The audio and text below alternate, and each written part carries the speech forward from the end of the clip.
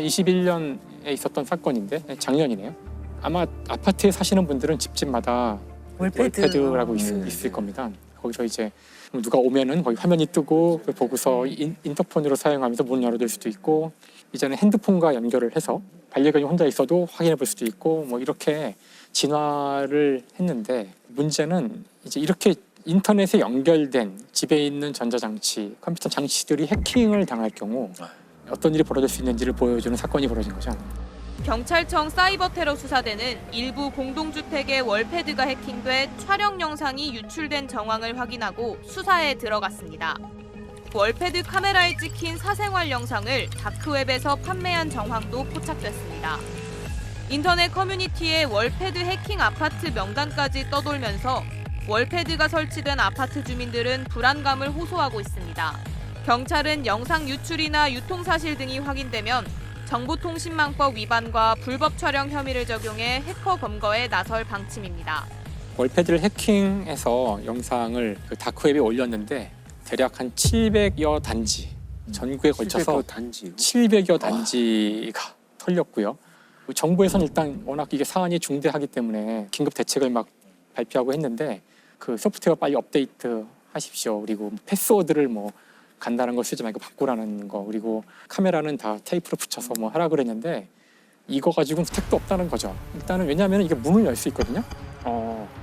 지금 현재 월패드에서는 현관문을 열 수 있어요. 그러니까 이건 사실 집이 다 뚫려 있는 상태라고 할 수 있고, 그다음에 이 홈 네트워크의 특성상 동에서 한 가구가 만약에 뚫렸다면 다 뚫린 거예요. 사실 원칙적으로 다 뚫려 있는 상황이고, 그 집만 찍혔거나 아니면 그 집 거만 올라왔거나. 그러니까 이게 다 연동돼 있기 때문에, 특히나 이번에 그 월패드 해킹에 사용된 소프트웨어는 2008년에 많이 돌아다녔던 그런 악성 코드인데, 이게 뭘 의미하냐면은 일반 PC들은 끊임없이 업데이트를 하기 때문에 2008년 거 같은 거는 뭐 그렇죠, 이건 뭐 그렇죠. 전혀 작동할 수가 없는 건데, 그러니까 이 정도도 방비가 안 돼 있다는 걸 보여주는 거죠. 혹시 그 자신이 사는 아파트의 홈 네트워크를 누가 관리하고 전문가가 앉아 있는지 그런 거 아시는 분 계세요? 모르죠. 없죠. 저는 월패드도 어떻게 쓰는지 몰라서 안 씁니다. 그러니까 이제부터 좀 경각심이 생기겠죠.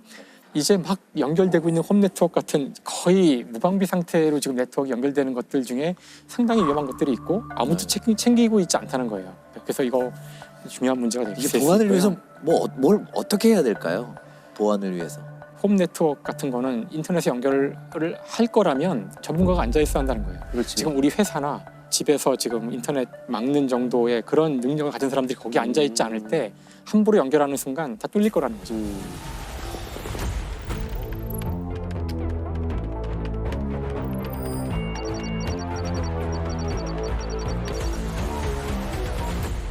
사실 해킹 가운데 가장 널리 알려진 것은 이렇게 두 가지가 아마 널리 알려진 것이 있는데, 이제 디도스 공격하는 거하고 그 랜섬웨어예요. 그래서 저기 어떤 개념이 뭔가요? 디도스. 그러니까 예를 들어서 뭐 구글 사이트를 디도스 공격한다. 그러면은 구글 사이트에 갑자기 뭐 수천만 개의 접속이 이루어지는 거죠. 갑자기 순식간에. 그러기 위해서는 이제 다른 사람의 컴퓨터를 이용하는 거예요. 그래서 여기에 이용되는 컴퓨터들을 좀비라고 해요. 좀비. 그러기 위해서 프로그램을 뿌려요. 이제 바이러스 프로그램들이죠. 그래서 주로 이런 데 사용된 컴퓨터들은 우리가 매일같이 쓰는 컴퓨터가 아닐 때가 많아요. 병원이나 이런 데 가면은 컴퓨터가 뭐 수백 대 있잖아요. 그 중에 한 절반 이상은 옛날에 샀는데 특정한 용도로만 사용되는 컴퓨터들이 있어요.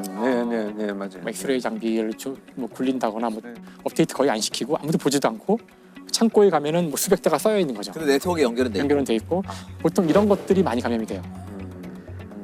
사실 그런 것들이 큰 문제를 일으킨 것 중에 하나가 이제 랜섬웨어가 여기 또 한번 등장하는데, 랜섬웨어는 랜섬, 이게 몸값이에요. 몸값. 그러니까 말 그대로 랜섬웨어에 이제 감염이 되면 당신의 데이터는 암호화되었습니다. 그러면서 시작이 되죠. 그럼 이제 망한 거예요. 나는 만질 수 없는 컴퓨터가 된 거네요. 그렇죠. 그래서 랜섬웨어 중에서 가장 유명했던 게 이제 워나크라이라는 랜섬웨어거든요. 이제 그 아주 유명했던 랜섬웨어인데 2017년 5월 12일 그날 딱 이제 발견된 건데요. 150개국에 30만 대의 컴퓨터를 감염시켜서 워너크라이가 유럽을 중심으로 전 세계에 퍼지고 있습니다. 감염된 컴퓨터 한 대가 네트워크를 통해 다른 컴퓨터까지 감염시키는 특성이 있어 기업뿐만 아니라 국가기관, 병원 등에서 빠르게 확산하고 있습니다. 이 워너크라이를 이제 분석을 사람들이 이제 자세히 해봤는데 너무나 정교한 거예요. 너무나 정교하고 여기에 사용된 그 윈도우즈 공격 그 방법이 놀랍게도 미국 이제 정보국이 있어요. NSA라고 미국 정보국인데요. 정보국에서 비밀리에 만들었던 MS를 해킹하기 위해서 그것이 유출된 것 같다는 거예요. 그것이. 이거는 한 개인이나 한 집단이 하기에는 너무나 고도의 기술을 사용했기 때문에 국가 단위의 어떤 공격이 아닐까 이런 의심을. 아예 정책적으로 이거는 그 뉴욕타임스 같은 데서 이건 혹시 북한이 북한 뒤에 얘기도 있는 거 많이 아니냐. 북한에 정말 그런 역량이 있나요? 그게 그렇게 될까? 근데 얼마 전에 기사에는 그 해킹으로 벌어들인 돈이 꽤 된다. 아 그런가요? 북한이 사실 그걸로 버텼다. 이걸로 돈을 벌기 위해서 하는 것도 있다고 알려져 있어요.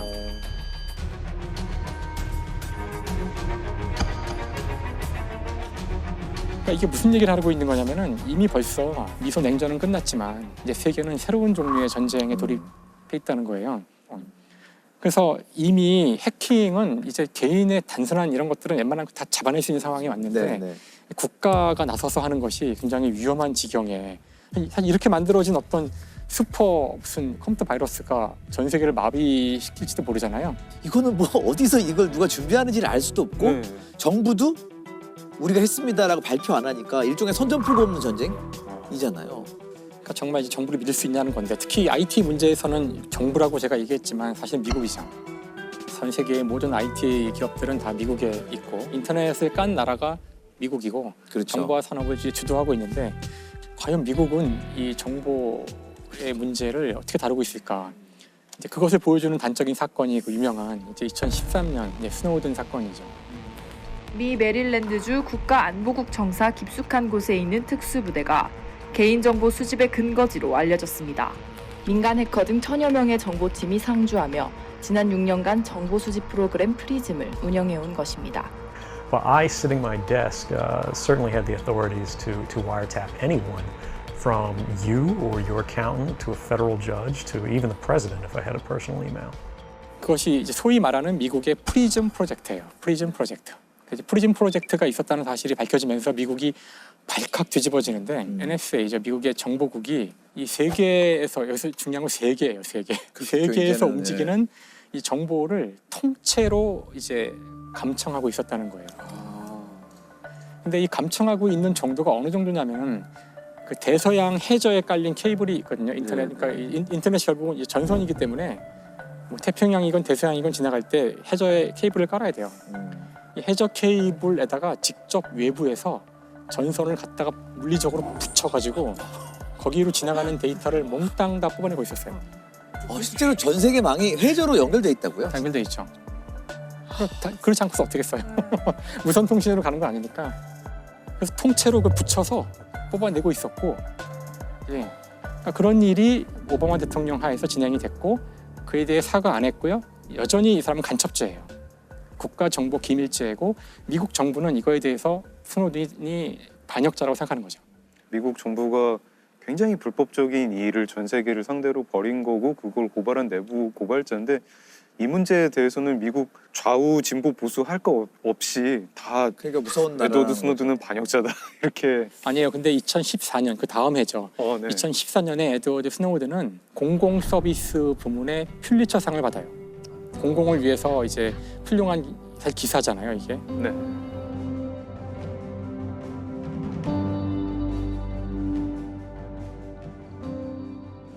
여기까지 얘기하고 나면 해킹이나 이런 그 정보 보안 이런 문제들이 참 이제 가슴 아픈 수준에 와 있지만 원래 해커라는 단어는 원래는 굉장히 좋은 뜻이었어요. 원래 해커의 뜻이 뭐죠? 해킹? 원래는 이게 1950년대 말 60년대 초에 그 MIT에 있는 학생들이 자기가 좋아서 어떤 이익을 바라지 않고 그냥 놀이로 즐기는 행동을 할 때 그거를 해킹한다고 그랬어요.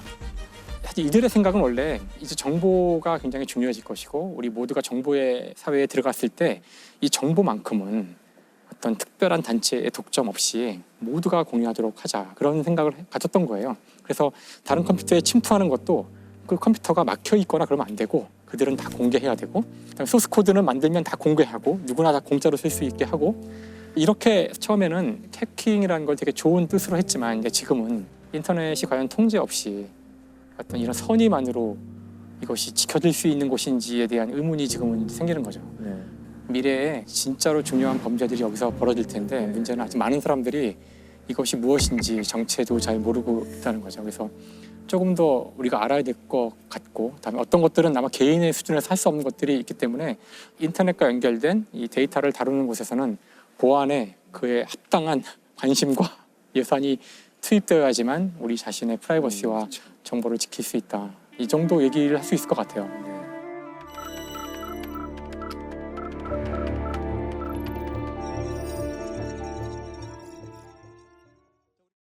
제가 그래서 현장에서 과학 수사가 큰 역할을 했던 사건을 한번 소개를 드릴 텐데 이 대전 파남동 한 아파트에서 발생한 사건입니다. 특히 이 사건은요 배심원들이 3일 동안 참여했던 사건이에요. 그래서 제가 그 전문가 증인으로까지 출석을 했던 그런 사건입니다. 고개가 갸우뚱거릴 내용입니다. 제가 한번 그려볼게요. 한 아파트입니다. 이거 위에서 내려다본 건데 작은 아파트. 자, 집주인은 A, 이웃은 B, 신고자는 C로 칭할게요. A의 집이에요. B와 C가 저녁 8시 30분에 들어왔는데 10시 반경에 C가 밖으로 나가게 됩니다. 1시 반에 돌아온 이 C는 피를 흘리고 쓰러져서 2명이 있다 그러면 신고를 합니다. 네. 둘이 싸워서 하나는 죽고 하나는 굴러다니고 있다.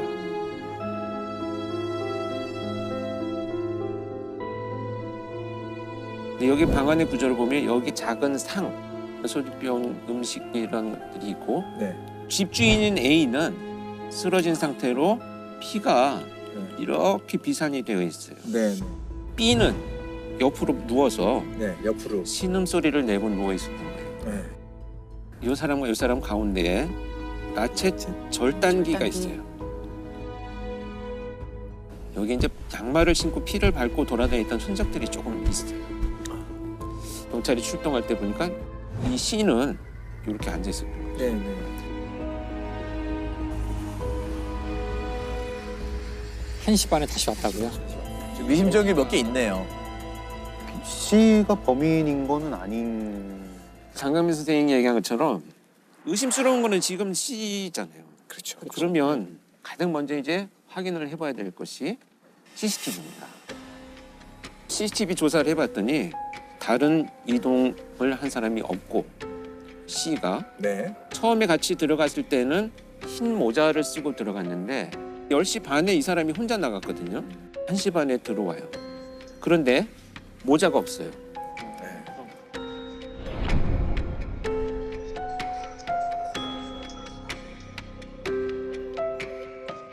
그리고 C가 이 사람의 진술은 뭐냐면 간략히 하자면 둘이 싸우고 쓰러지고 사망을 했기 때문에 화가 나서 살아있는 사람을 뺨을 때리고 이거 범행도구구나 하고 들었다가 아차 싶어서 내려놨대.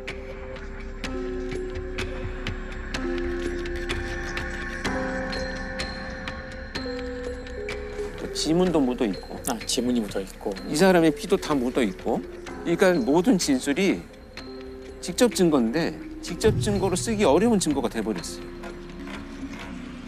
근데 이 정도로만 했는데도 자백을 하지 않으면 증명하기 힘들다라는 거죠. 왜냐면 이 사람 지금 계획적인지 아주 뭐 비상한 사람인지 전 모르겠지만 다 피해가는 거거든요. 모든 정황이 사실 정말 의심스럽긴 하지만 저 사람의 유죄의 어떤 직접적인 증거는 조금 부재한 상황이라고 보여지거든요. 더군다나 어떤 일이 또 발생을 했냐면 이 사람이 살아 있었어요. 그래서 구조가 됐는데 형사가 데리고 와서 이 사람이 당신을 때린 거냐라고 물어봤더니 잘 모르겠습니다. 잘 모르겠습니다. 그냥 사망을 해버렸어요. 네. 그랬더니 이제 골치 아파지기 시작해요. 미궁으로 빠지네요. 그러네요. 거기서. 자, 그래서 두 번째, 그렇다면 무슨 일이 있었는지를 정말 과학적으로 밝혀보자. 그래서 여기서 동원된 것이 혈흔 형태 분석입니다.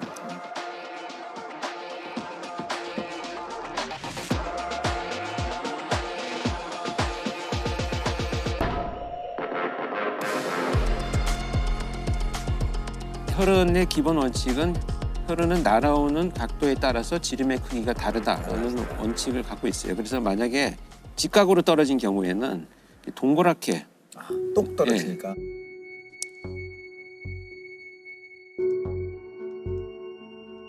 여러 개의 핏방울이 있잖아요. 네. 그 핏방울들의 각도를 다 모아보면 어디에서 공격이 시작됐나라는 것을 알 수가 있는 거죠. 그리고 이렇게 비스듬히 날아온 혈흔들은 꼬리가 생겨요. 이건 진행 방향을 표현합니다. 네.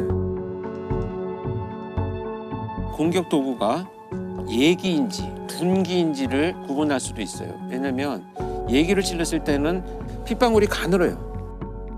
근데 둔기로 공격했다 그러면 핏방울이 두꺼워.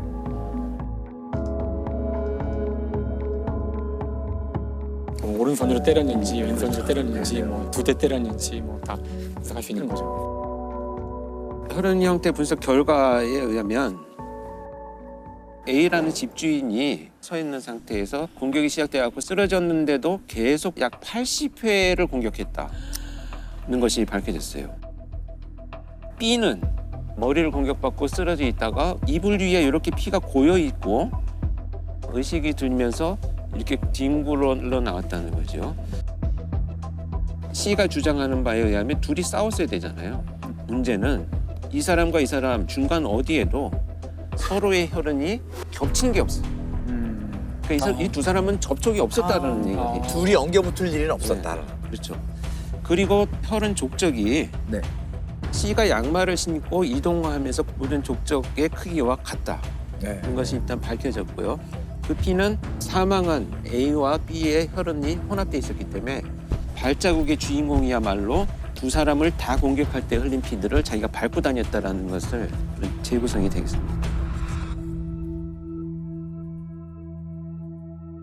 끝까지 부인을 했어요. 그래서 수사팀에서 이제 요청이 와가지고 제가 면담을 했어요. 이 용의자를. 근데 객관적으로 증거가 있으면 기소를 하고 그렇지 않으면 빨리 혐의를 풀어달라. 이렇게 자신의 결백에 대해서 과도한 자신감을 보이고 있었고요. 그건 C일 수밖에 없다라는 게 혈흔 분석을 통해서 나왔는데 무슨 배짱으로 이렇게 부인할 수 있을까? 지금 이 사람의 진술은 몇 가지 특징적인 것만 분석을 해보면 신고 당시에 하나는 죽어있고 하나는 살아서 뒹굴러 다니고 있다는 표현을 했거든요. 지금 사람이 피 흘리고 쓰러졌을 현상을 신고하는 것이 가장 적절한 그 표현인데 이미 죽었다는 것을 자기가 단정을 해버렸고 또 하나는 굴러다니고 있다. 이 사람이 죽였을 거라는 것을 암시하는 표현의 신고예요.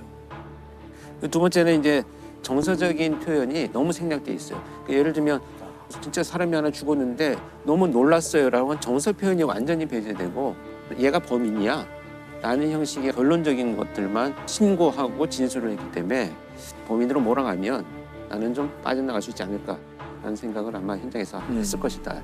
정말 끝까지 본인의 자백이 없었지만 흠잡힌 재판을 범위 수색했어요.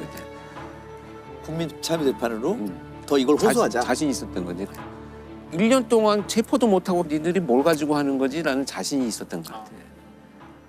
그래서 재판이 진행되는 과정에서 3일 동안 배심원들이 참여를 하셨잖아요. 저는 이제 3일째 되는 날 제가 이제 증인으로 출석을 했는데 배심원들이 만장일치로 유죄를 선고를 합니다. 그래서 17년의 형을 선고를 받습니다. 정황 증거만으로 유죄를 받았네요. 그 정황 증거들이 사실 직접 증거 정도의 역할을 할 정도로 아주 많이 모아지고 이 정황 증거끼리 연결되고 이제 고리를 형성해서 아주 강한 어떤 증명력을 가졌을 때 이 정도면 어떤 유죄의 심증을 형성할 수 있다 이렇게 저희 표현하는데 정말 이 사건은 곽 수사의 뭐 전 분야죠. CCTV, 혈흔, 프로파일링까지 동원돼서 과학적인 단서들을 바탕으로 해서 진실을 밝혔다 이렇게 볼 수 있습니다.